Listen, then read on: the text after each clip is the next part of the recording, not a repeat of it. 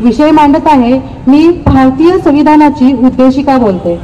उत्तरम यत समुद्रस्य हिमाद्रीशं व दक्षिणम वर्षम तद भारतम नाम भारतीयत्र संतती। समुद्राच्या उत्तरेला आणि हिमालयाच्या दक्षिणेला जो देश आहे त्याला भारत देश म्हणतात आणि त्याच्या नागरिकांस भारतीय असे म्हणतात। भारताचे संविधान, आता भारताच्या संविधानाबद्दल तुम्ही अनेक भाषणे ऐकला, पण त्या मागचं नेमकं काय आहे ते मी तुम्हाला सांगणार आहे। भारताला स्वातंत्र्य 15 ऑगस्ट 1947 रोजी प्राप्त झालं।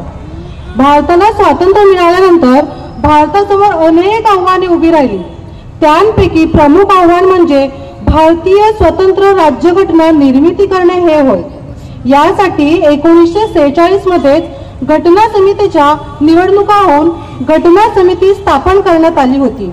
या घटना समितीमध्ये एकूण 296 सदस्य होते।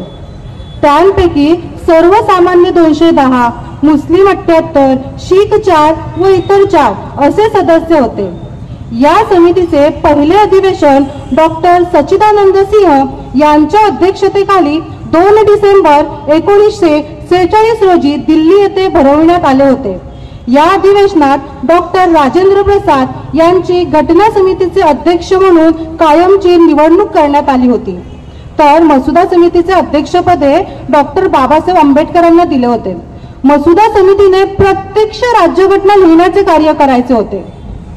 मसुदा समितीमध्ये अनेक सदस्य होते, पण काही ना काही कारणास्तव त्या सदस्यांना पुरेसा भाग घेणे शक्य झाले नाही। साहजिकच मसुदा समितीचे अध्यक्ष डॉक्टर बाबासाहेब आंबेडकर यांच्यावर राज्यघटना लिहिण्याची जबाबदारी आली।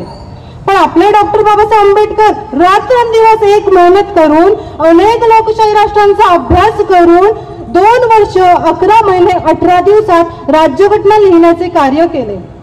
तळपत राहून सूर्यासारखा अविरत चिजला चंदना समान बनवला माणूस, शिकवली मानवता आणि झाला मनामनावर विराजमान। जो बनला त्यागाने अनाथांचा नाथ, क्रांतीवीर युगपुरुष संविधानाचा शिल्पकार, क्रांतीवीर युगपुरुष संविधानाचा शिल्पकार। आता आपल्या संविधानामध्ये काय आहे ते आपल्याला उद्देशिकावरूनच समजते। प्रत्येक व्यक्तीने, प्रत्येक विद्यार्थिनीने ते स्पष्ट केलेच आहे, म्हणून मी तुमचा जास्त वेळ घेणार नाही। फक्त एक धर्मनिरपेक्षता म्हणजे काय तेवढं थोडक्यात सांगते। भारतीय संविधानाने धर्मनिरपेक्षता निवडली आहे। भारताचे स्वरूप कसे आहे हे 5 शब्दात उद्देशिकामध्ये आले आहे। भारत देश हा सार्वभौम आहे, समाजवादी आहे, धर्मनिरपेक्ष आहे, लोकशाही आहे आणि गणराज्य आहे।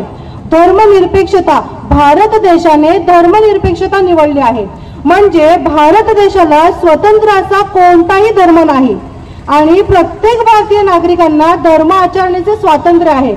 काळानुसार बदलण्याची लवचिकता संविधानाच्या अंगी असल्याने आजपर्यंत अनेक घटना दुरुस्ती झाले, तरी सुद्धा संविधानाची जी मूळ चौकट आहे ती अबाधितच राहिली आहे। त्याच्या मूळ चौकटीला धक्का सुद्धा लागलेला नाही। याचे कार्य संविधानकारांच्या दूरदृष्टीला आणि त्यांच्या कार्याला द्यावे लागेल। एवढंच नव्हे तर डॉक्टर पायली म्हणतात, एवढ्या निवडक शब्दात एवढे सुंदर विचार आणि सर्वश्रेष्ठ आदर्श हे फक्त अपवादानेच आढळतील।